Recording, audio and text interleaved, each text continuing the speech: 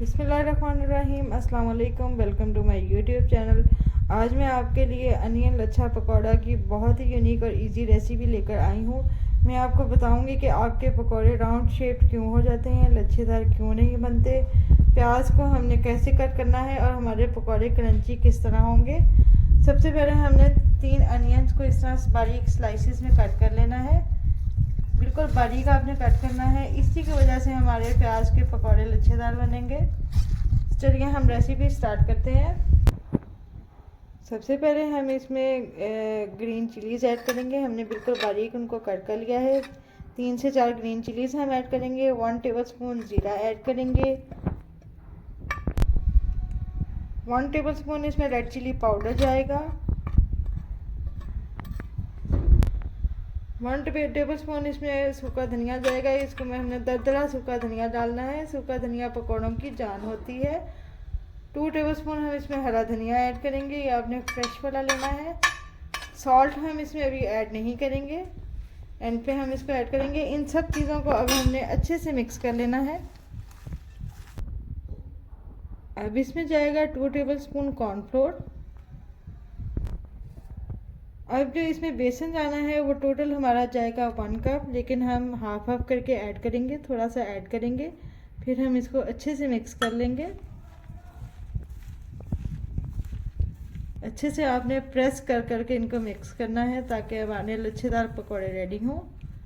जितना आप ज़ोर से मटेरियल को प्रेस करेंगे उतने ज़्यादा लच्छेदार पकौड़े बनेंगे।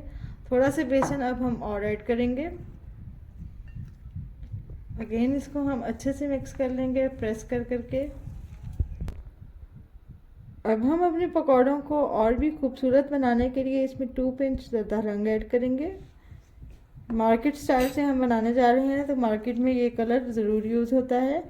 इससे पकौड़ों में और भी शाइन और ख़ूबसूरती आती है। अच्छे से हम इसको मिक्स करेंगे और अगर हमें ज़रूरत पड़ेगी तो हम इसमें थोड़ा सा बेसन और ऐड कर लेंगे। अब इस पॉइंट पे आकर हम 2 टेबलस्पून वाटर ऐड करेंगे। वाटर आपने थोड़ा थोड़ा करके ऐड करना है, एक साथ ऐड नहीं करना, वरना आपका मिक्सचर बहुत ही थिन हो जाएगा। आपको याद है कि हमने सॉल्ट अभी तक ऐड नहीं किया। सॉल्ट हम बिल्कुल एंड पे ऐड करेंगे। इसमें अच्छे से मिक्स कर लेंगे।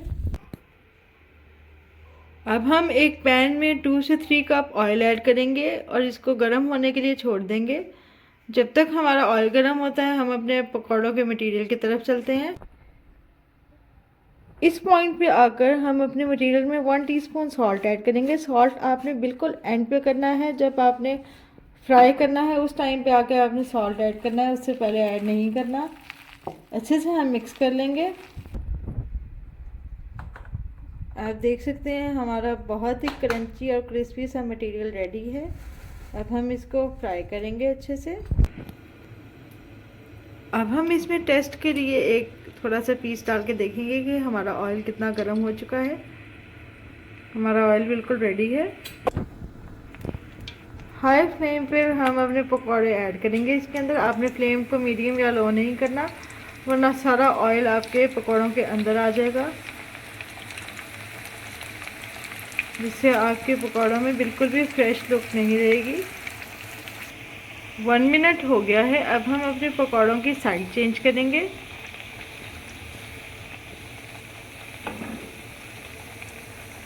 और 3 से 4 मिनट के लिए हम इसको मीडियम फ्लेम पर कुक होने के लिए छोड़ देंगे। आप देख सकते हैं हमारे पकौड़ों का बहुत ही प्यारा गोल्डन कलर आना स्टार्ट हो गया है। अब हम 2 से 3 मिनट के लिए इसको और कुक करेंगे और फिर हम इसको डिश आउट कर देंगे।